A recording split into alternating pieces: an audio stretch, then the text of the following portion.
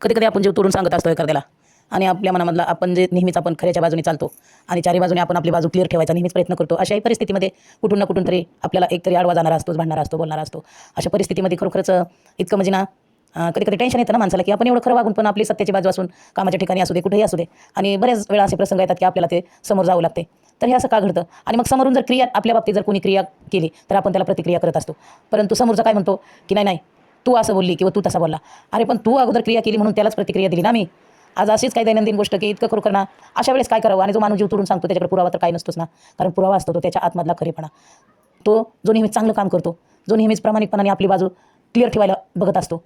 तर हे करत असताना सुद्धा सगळ्या प्रामाणिकपणाने जबाबदाऱ्या कामाची असेल, मग कोणतीही जबाबदारी असू द्या, जेव्हा पाडायचा प्रयत्न करतो आपण, तशाही परिस्थितीत विरोधक आपल्याला असतातच. तर असं ह्या ज्या गोष्टी घडतात ना, तर अशा वेळेस मग माणसाला हट होतं, किती मनाला लागतं बरं ते.